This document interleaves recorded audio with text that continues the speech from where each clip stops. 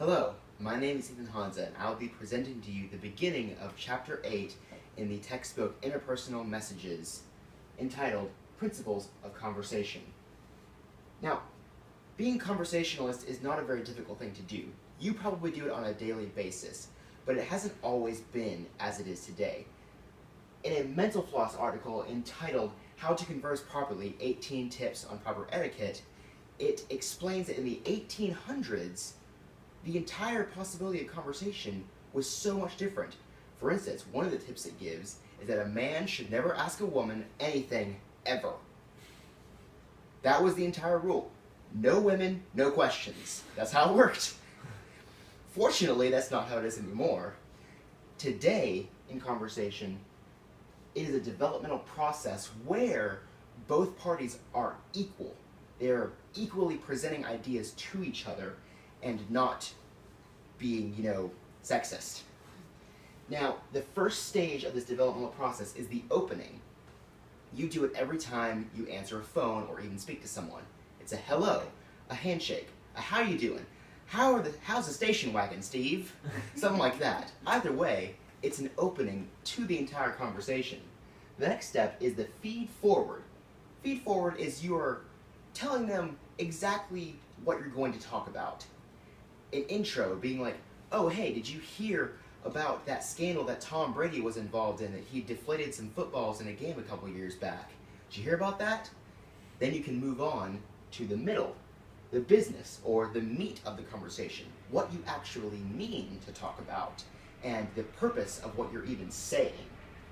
Then you have feedback, the opposite of feed forward. Imagine that.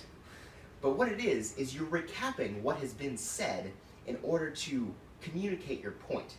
Then after that is closing, the opposite of opening, where you're saying goodbye, I'm done with this conversation. Now, these are all mirrored in lifehack.org's article, 10 Essential Tips to Being a Great Conversationalist. Now, they may have 10 essential tips, but they are just expansions of the 5 that I have already mentioned, the 5 different steps. Now, we're going to work out. Exercise. We're going to do an exercise. I would like to call up my sister, Rachel, to have a short conversation with me where we are going to outline the different steps that I have just told you about. Hey Rachel, how's it going? It's pretty good. I made some chocolate chip cookies about 20 minutes ago, so... That's really interesting. Really I want to talk to you for a second about why our dog Chloe is way better than our brother's dog Dimos. That sound interesting to you? I'm extremely interested in that conversation. Well, my view is that Chloe is far more docile and just a better dog in every way, shape, form, and aspect. What are your thoughts on this subject? I would agree. I think, especially when Dimos comes to visit, he's just really reckless and can, destroy things pretty easily, and Chloe's just very loving and pretty laid back. Yes. You remember that time that Dimos actually ran into one of our walls and almost broke through it? Yeah, I think that makes him a way worse dog. But yeah, I'm glad that I was able to talk with you about this, and that we both agree that Chloe is indefinitely better. Yeah, me too. Thanks for having me. Yeah, I guess I'll see you around. But say that I took away an aspect of the conversation. Say I took away feed forward. That would be equivalent to me saying, hi Rachel, Chloe's more docile and Dimos is stupid. How do you feel? Unprepared. Exactly. It catches them off guard. You may not think that feed forward is so important, but it really, really is. Now say I left out business. Hey Rachel, I want to talk to you about how Chloe is better. Chloe's better. I'm glad that we agree. It makes no sense. Taking away business makes absolutely no sense, but people do it much more often than you even think about. Say I took away opening or closing. Chloe's better. It doesn't work. It doesn't work at all. Thank you very much. Now, my point in this is that a conversation is supposed to be dialogic. 2 people expressing ideas in the correct way, as pictured here. It is not to be monologic. It is not to be one person just talking at another. No one likes to be talked at. A conversation is not a seminar. It's not a sermon. It's nothing of that sort. It is two people speaking. You can avoid monologuing by doing the following: demonstrating respect for the listener, avoiding harsh or negatory criticism, being visibly willing to listen and understand, notably acknowledge the value of the listener, and don't be a manipulator. As far as those go, those are all pretty self-explanatory, except for number 4. Notably acknowledge the value of the listener. That's not to say, like, every time you're talking to someone, you would say, I value you, you're important. That's weird. Don't do that. You're communicating that you value their opinion through nonverbal cues, such as, like, nods, or simply just paying attention more than anything else that's going on if there are multiple things going on in said room. Now, in the conversational process, it is also about turn taking. There are two people expressing equal ideas, but they need to be able to take turns. Much like in Pokemon. Only the difference is you're not encouraged to battle or kill the other person in the conversation. That is heavily discouraged. Don't do that. But you are supposed to take turns and maintain the cues of conversation. Now, all of these different cues are very self-explanatory. There's turn-keeping cues, where you are communicating to the person that you are not quite finished talking, that you want to continue to make a point just for a little bit longer. Turn-giving cues, where the opposite, you're communicating, yes, I'm finished talking about what I'm talking about right now. You may now speak. Turn-requesting cues, someone's talking a bit long, it happens a lot, just communicating, hey, I have something I want to say too. This is a conversation, please let me speak. Turn-denying cues, where you may be a bit shy or you may not just have anything to say. Someone may be saying to you, hey, why don't you talk about this? And you're like, nah man, I ain't got nothing. And then back-channeling cues sounds like a little bit weird, but it's just silent cues that you are listening and you value that other person's opinion. Silently nodding, as I've mentioned before. But wait, there's more. Let's talk about interruptions. Interruptions are terrible. They're not supportive and they're often disheartening. If you interrupt someone else who's talking, that's very rude, and that communicates, hey, I don't actually value what you're saying and I only care about what I want to say. If someone else interrupts you, then they're essentially doing the same thing. If a third party interrupts, that is completely unacceptable, completely impolite. I'm sure you've heard the quite colloquial middle school phrase of, this is an A-B conversation, see your way out of it. That really should be applied in most situations where there's a conversation happening. People don't need to interrupt. It's not nice. So be polite. It's conversational. There are 6 maxims of politeness in conversation that should be followed: tact, generosity, approbation, modesty, agreement, and sympathy. Let me go into these briefly. Tact is you're not imposing on others or challenging their right to do as they wish. You're saying, like, I know you're swamped with work, but could you please do this, or could I do this? You're not saying, hey, I'm going to borrow your ATM card, or I'm going to take your car and go pick up one of my friends, or something like that. That's not being tactful. Generosity confirms the listener's importance in the conversation. I'll accomplish this task for you right now because I see you're really busy. Instead of saying, hey, go do this.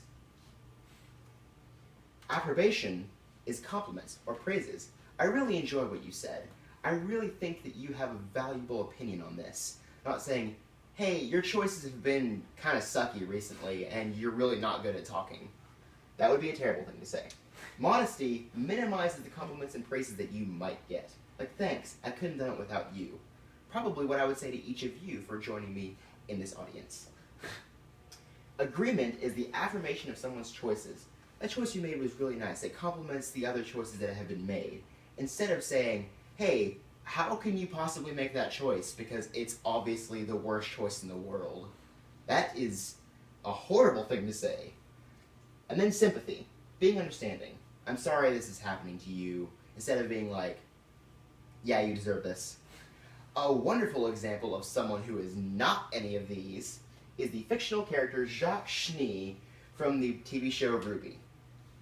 He is the antithesis of all of the maxims.